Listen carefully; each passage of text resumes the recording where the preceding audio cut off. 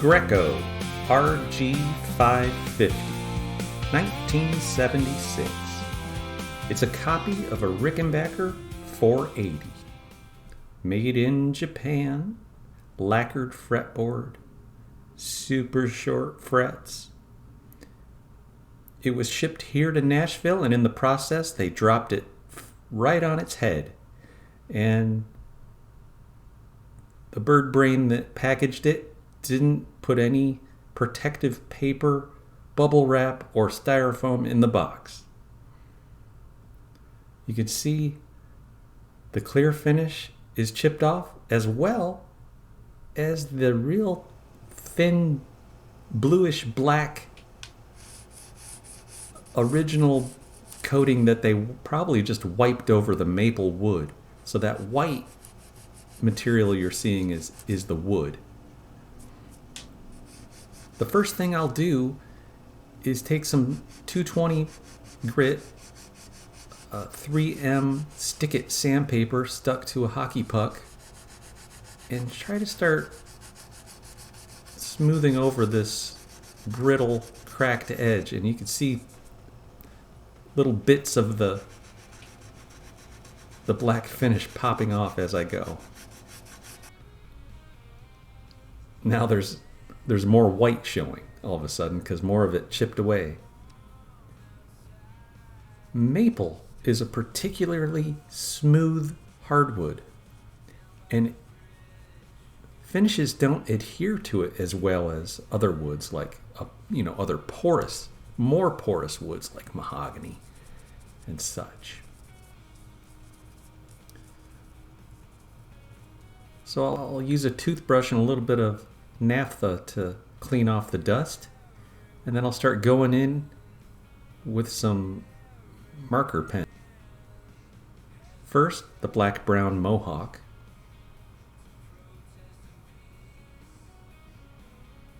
And then a color called Deep Cordovian. The best way to match an unknown black is to just layer several blacks over top of each other. At least that's what we're going to try to do. Because believe it or not, matching black is actually not easy. There's a million shades of black. Jet black, blue black, brown black, gray black, white black, who knows?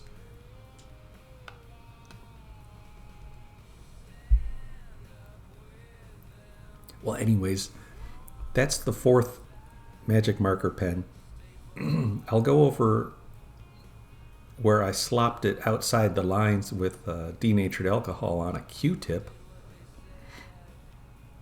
You can see the black came off there to the Q-tip. Next, I'll start filling in that canyon that we're left with cyanoacrylate glue. This is the Glu+boost Black Super Glue.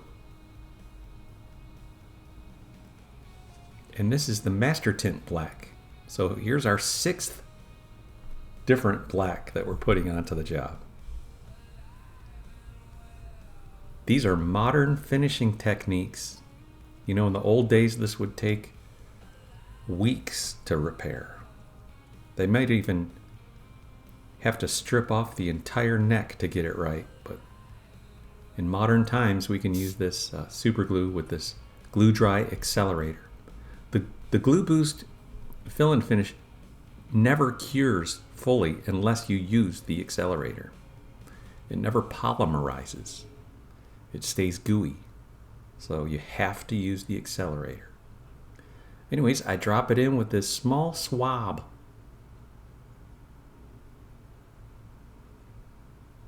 These are the swabs that StuMac sent me by accident. I ordered brushes. They like to send swabs. Turns out the brush bin had swabs in it, and they kept sending me the wrong thing because it was in the wrong location in the warehouse. So I'll put the swabs to use. The thing is, I already had about 5 million swabs that I ordered on eBay or something. Here's where I take the accelerator and I spray it on a paper towel, and I make what I call the accelerator tent. So to get it to polymerize, you have to wait. It's a slow cure. So I make a little tent with the paper towel, and I go have a cup of tea. When I come back in a half hour, I can start sanding. And this time I'm using a soft foam block with 400 grit just to get a feel for where I'm at. I'll also get a visual, actually. When I say feel, I mean I get a look with my eyes where I'm at, and I still have a crater. So I think I'll go into that crater with some Scotch-Brite pads to rough it up a little bit, and then I'll clean it off with the toothbrush and naphtha. The toothbrush gets down into the crater. You can see the reflections. You can really see the crater from this. Well, let's call it a valley at this point. It's a valley. It's like a long series of divots. So this is a great angle to see them. They're showing up as a lighter colored. That's because of the reflections from the overhead lighting.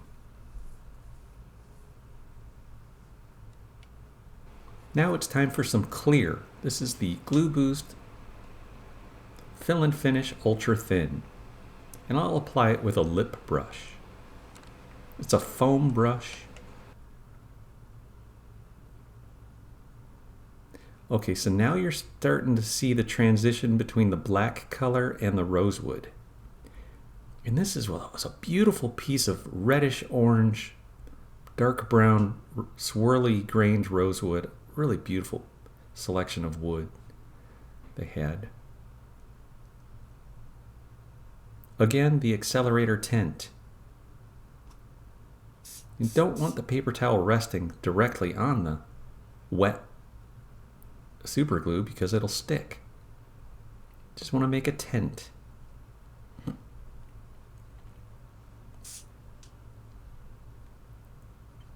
More clear finish wiping.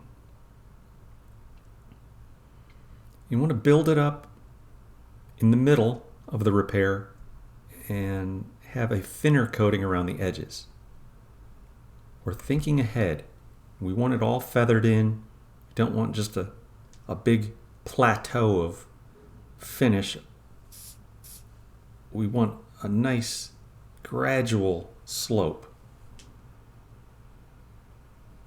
So right now I'm seeing the black line is kind of swervy because I hand painted in that black. I never laid down a piece of masking tape and sprayed a nice, perfectly straight line of black. We've got a staggered, swervy black line. I noticed in the rosewood area there was a little white spot. So I'm using a brown micro pen to color that in. And that means more clear finish on top with more accelerator tenting. There's a good shot of my whole bench. Got a 59 Strat on the wall over there. Okay, so we waited a couple hours, had lunch, come back. It's time for some 220 grit stick-it sandpaper on hockey puck sanding sticks. Once you go to hockey puck, guys, your whole world's going to change. The level sanding quality is just out of this world. It's perfect. There's nothing that I can say that I do that is perfect besides hockey puck sanding. It comes out so good. I'm never going back to any other type of sanding block. It's the Japanese Kovacs paper that originally gave me the idea to use the hockey pucks. They sell these little toll cut blocks on the stumac.com website, but they're super small. They're only like 1-inch squares. A hockey puck, is a good 2.5, 3 inches. It's got a rounded handle, and you can cut them on the bandsaw to basically whatever shape you need. And you can flatten the sanding edge on the belt sander to get you a nice 100% flat surface.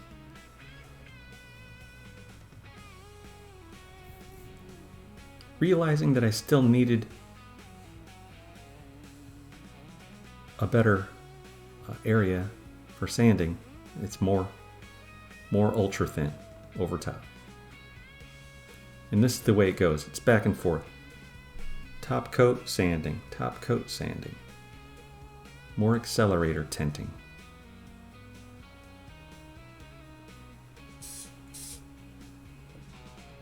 And the whole reason behind the accelerator tinting thing is that I don't want the glue dry accelerator being sprayed constantly in an open room and having me breathe it in. So I squirt the accelerator over by the exhaust fan and bring the paper towel over to the project. It actually saves on accelerator as well. Not that it's really expensive stuff, but I just don't want a lot of it in the house. So now I've moved on to the Bufflex sandpaper, or what you call Super Aslix sandpaper. It's the 600 grit on a very rigid Velcro type pad that they sell along with it. This is Eagle Abrasives Super Aslix and Super Bufflex sanding papers for a really professional finish. You guys will want to get this stuff if you're in the business.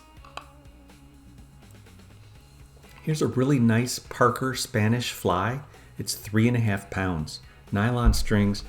The bridge is held on with a single 1032 1.5 inch machine screw. And that's the only thing holding. The body is on that guitar was one solid piece of vertical grain softwood. I don't know if it's spruce, cedar, or redwood, but the bridge is a solid piece of ebony, and then the neck is made out of some kind of laminated carbon fiber material. It's a very unique guitar.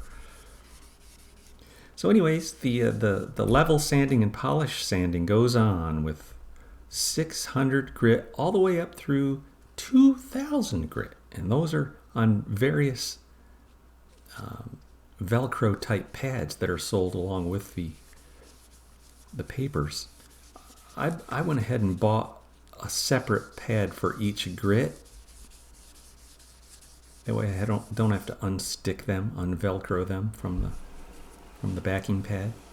Now in between the 1000 and 1200, I like to use this gray Scotch-Brite pad.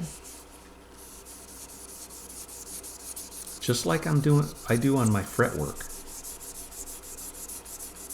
This is the 1200 next. They call it peach.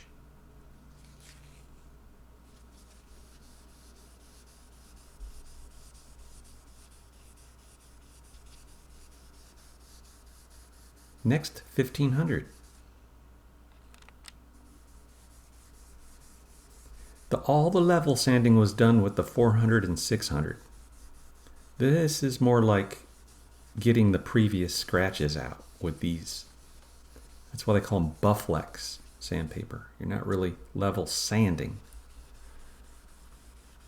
Here's the 15. Maybe the 1200 is, they call it orange, and the 15 is peach.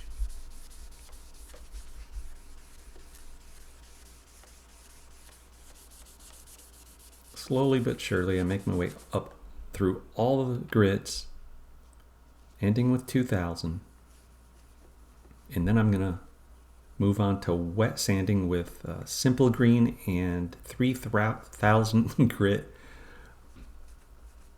Trizact.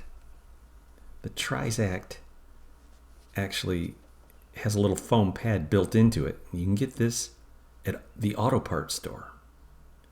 Or Walmart has an auto parts department. That's where I get mine. I always get mine from Walmart. And I get my polishing compounds from Walmart as well. Meguiar's Automotive Compounds. And black You know what it's like if you've ever had a black guitar or a black automobile. It shows every little ding, dent, and imperfection, dust, dirt, you name it. So I'm going to great lengths to make sure that everything's just right. I decided to move this Les Paul off the Total Vice workstation and use the workstation for the Rick or Greco guitar. Look at that blueberry burst. Gibson, you do the best finishes on earth. All right, so this is the shoe shine technique. We take the ultra cut compound, like 500 times too much. Let's get a little bit of that back in the bottle. Okay. So now that it's jigged up into this workstation, I use my shoe shine technique. This is a technique from 100 years ago that they used to use when you'd get your shoes shined. You guys ever sat in one of those chairs and had them shine your shoes? You don't need to take your shoes off to have your shoes shined. I guess that shows how old I am. I remember getting up on that tall chair and like feeling like I was the king of the world at the mall. They'd shine my fancy leather shoes on Sundays before church. All right, after that, some Meguiar's cleaner wax on a Viva paper towel. Make sure if you're using paper towels with your wax that you're not using abrasive, absorbent paper towels. I like to use Sparkle, Bounty, Brawny, that kind of paper towel for other things, but not for polishing and waxing. Viva, or there's a Scott brand blue paper towel that'll work good for that. It won't leave any scratches in your finish. Okay, you're supposed to let the cleaner wax sit on there for 10 minutes, but you know, whatever. I don't. I left it on there for 30 seconds and it still looked amazing. I mean, guys, this is like one of the best jobs I've done this week. You can barely see the layer lines of where the old and new finish meet each other. I mean, barely. And it's on the treble side, so no one's ever going to look there. We always stare at the bass side of the guitar, never the treble side. So I'll call that one a success. I guess we get to string it up and get it ready. It's he uses really light, extra light gauge, 9 through 42s.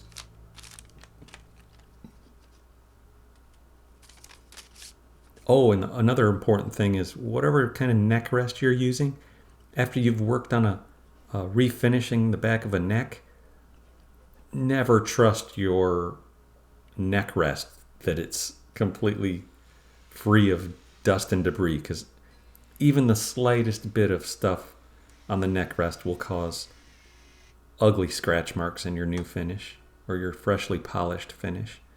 Always lay down a little cotton towel or something until your customer gets it back, and then he's responsible for destroying all your fancy work. Strung up and ready to go. Let's give her a listen. Thanks for watching this one, guys. I hope you stick around for another minute and listen to the guitar, and we'll catch you next time.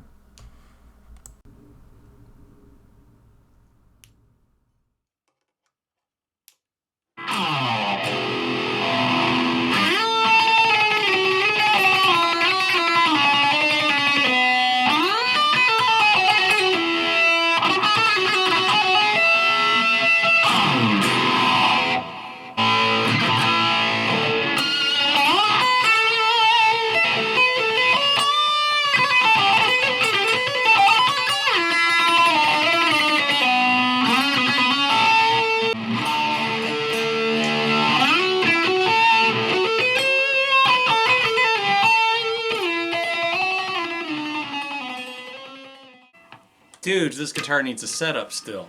String height at the nut is like a mile high. Anyways, I heard that Triumph is back out on tour after all these years. I saw Triumph in 1985. They were the headliners at a music festival in Kalamazoo, Michigan. I was 15, and I went because I was so excited to see Warren DeMartini on his first U.S. tour with Rat. I was front row for Rat. They opened the show. And then second up from Germany, Accept, Balls to the Wall with Wolf Hoffman. Oh, dudes. It was amazing. The third band was Motley Crue, and they were on their Shout at the Devil tour. Vince Neil climbed the rafters. He must have climbed up 5 stories with no harness in the middle of PCR action. Freaked us out. We thought he was going to die. Get this, after that, it was Quiet Riot, Mental Health, Kevin Dubrow, Rudy Sarzo. After that, it was Ozzy Osbourne with Jake E. Lee, Bark at the Moon.